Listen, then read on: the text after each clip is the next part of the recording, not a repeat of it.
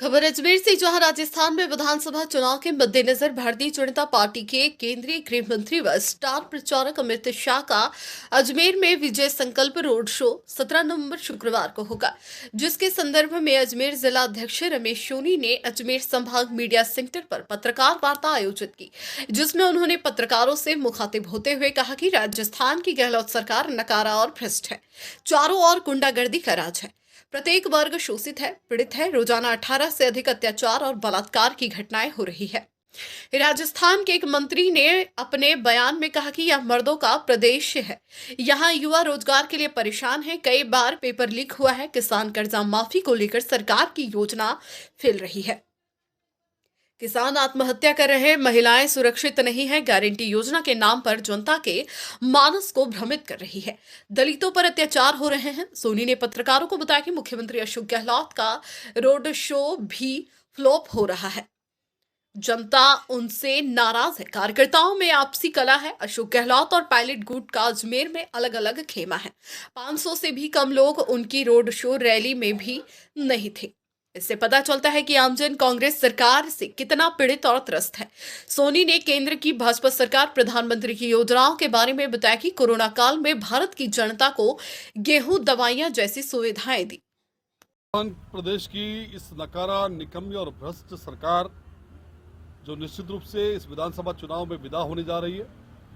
क्योंकि सरकार जब से आई हम सबने देखा है कि किस प्रकार से इस प्रदेश के अंदर हमारे प्रत्येक वर्ग त्रस्त, शोषित और पीड़ित रहा। हम चाहे महिलाओं पर अत्याचार की बात करें, जिस प्रकार से हमको ध्यान में आया कि राजस्थान प्रदेश के अंदर महिलाओं के साथ रोजाना प्रतिदिन 18 से अधिक बलात्कार और दुष्कर्म की घटनाएं जिस प्रकार से हुई, और उसके बावजूद यहाँ के सरकार के मंत्री ये कहते हैं कि मर्दों का प्रदेश है, ऐसा होना सामान्य बात है। तो निश्चित रूप से हमारा जो मातृशक्ति रही वो शोषित, पीड़ित और रही। इसी प्रकार से हम अगर युवाओं की बात करें तो हमको ध्यान में आता है कि जिस प्रकार से 18 बार पेपर लीक की घटनाएं हुई और जिसके कारण हजारों लाखों युवाओं के जो सपने थे भविष्य के, वो कहीं न कहीं बर्बाद हुए। आज युवा वर्ग त्रस्त और शोषित रहा। हम किसानों की बात करें तो जिस प्रकार से किसानों के जो कर्जे माफी की घोषणा करके 2018 में सरकार आई थी, आज वही किसान अपने आप को ठगा महसूस करते हैं और उनकी जमीनें नीलाम होने की स्थिति आ गई, किसानों को आत्महत्या करनी पड़ी। इस प्रकार का एक दृश्य पूरे प्रदेश के अंदर बना। आज हम दलितों पर अत्याचार की बात करते हैं तो रोजाना जिस प्रकार से दलितों के साथ अत्याचार की घटनाएं